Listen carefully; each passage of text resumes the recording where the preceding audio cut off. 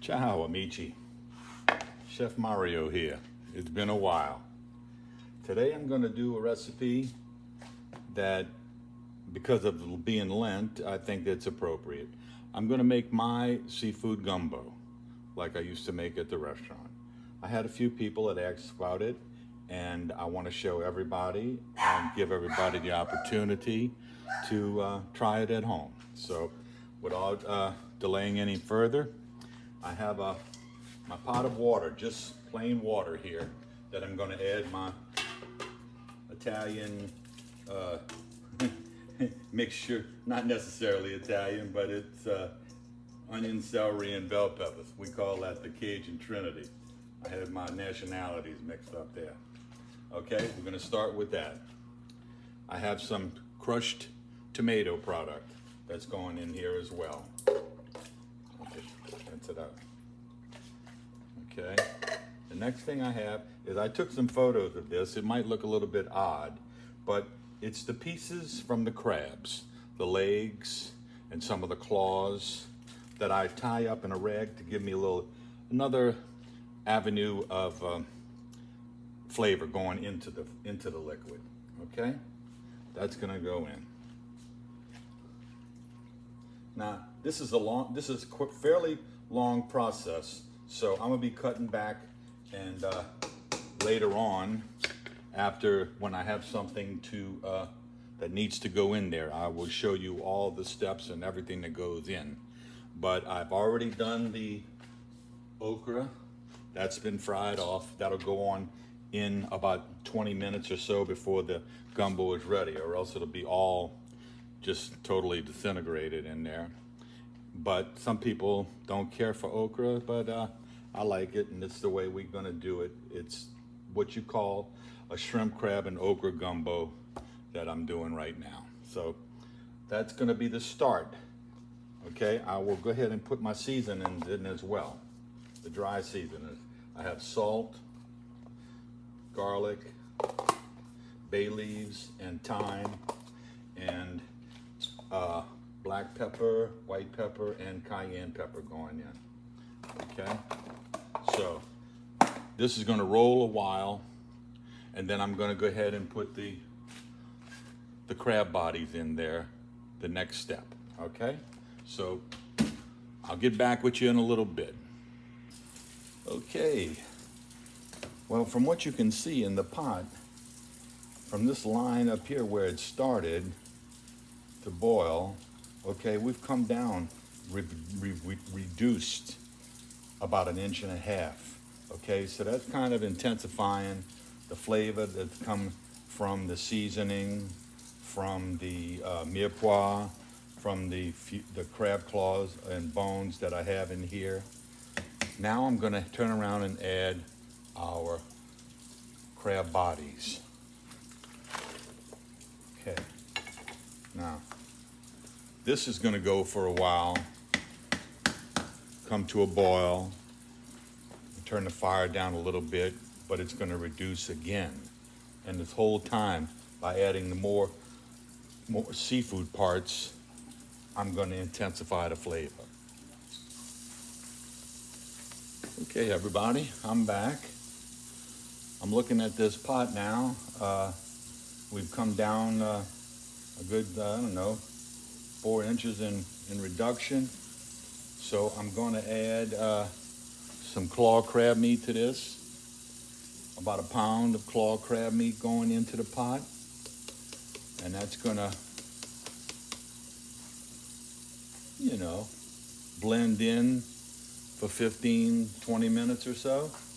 Then I'm going to turn around and add my shrimp and finish up with the okra and a little slurry to thicken the gumbo up. Okay? Got a good smell.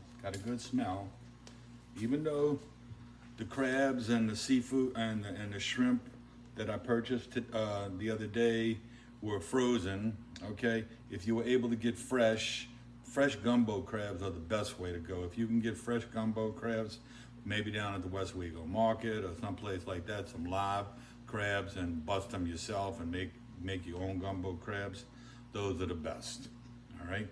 But having to have to do with what I have, it's all rolling nicely. I tasted a little bit of the broth. Broth tastes good. So I'm gonna turn around and add my shrimp right now. I bought a 5-pound box of 50-60 peeled shrimp from the from Mark's wholesale grocery. You can get them over there. They're pretty reasonable. And but I didn't find the crab meat there. I got the crab meat from the Restaurant Depot, and but not everybody has access to that. So I'm gonna let this come back up to a boil. I'm gonna add the okra in just a few minutes, and then once it comes back up to a boil, I will thicken it with what I use is not your traditional roux type of thing. I use what's called the whitewash, and that's flour and water. I like it because it doesn't give to me. It doesn't give it that roux-y taste, which I don't really care for. So we're gonna let this go for a little while.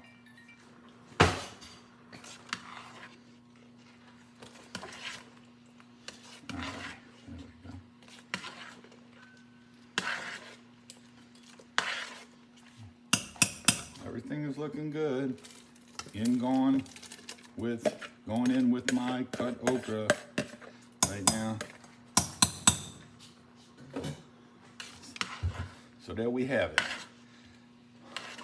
Pretty much everything that's going to go in there except the thickening with the flour slurry, and maybe adjusted for taste. I don't know. It just depends.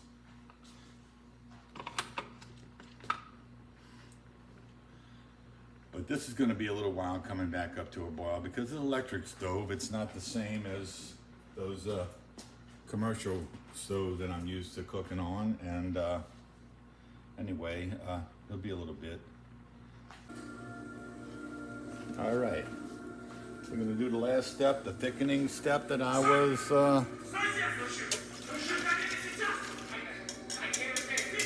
telling y'all about. This is a slurry. I don't know if you can see it very well, but it's about the consistency of cream. And all it is flour and water, okay?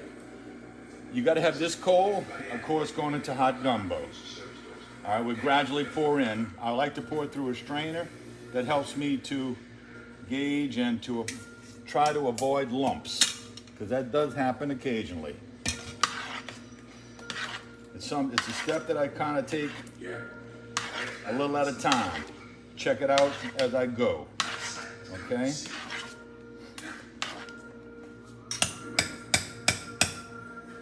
All right, I'm gonna put a little more.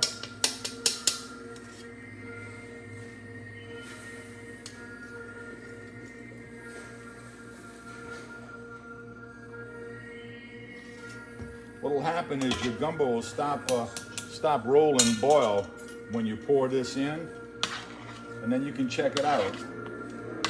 When you spoon it up, you get a feel for how thick it is. Some people like to put what they call that filet in there. I don't particularly care for filet. I prefer to use this flour water recipe that I've been working with for years.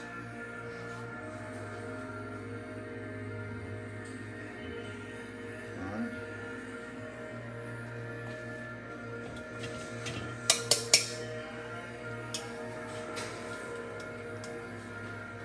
This is by the way, this is a 20-quart pot, and I started out with 14 quarts of water.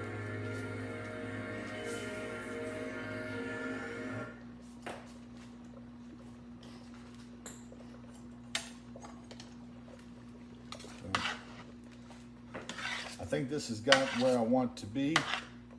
I'm gonna turn this down a little bit, and I'm gonna let it simmer some. I'm gonna get a little bit of a kitchen bouquet enhancer, flavor enhancer, and add that to that for color and taste.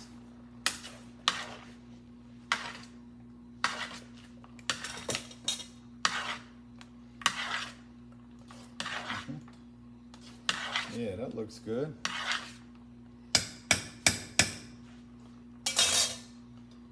Well, y'all, this about wraps it up.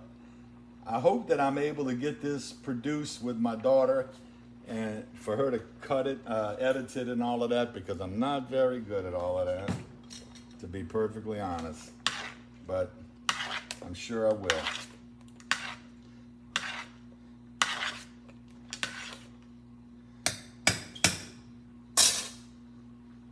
Okay.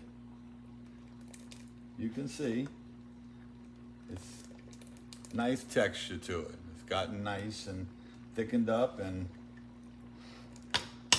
once you put your scoop of rice in the bowl and ladle your some, and who knows, maybe even throw a scoop of potato salad in there as well.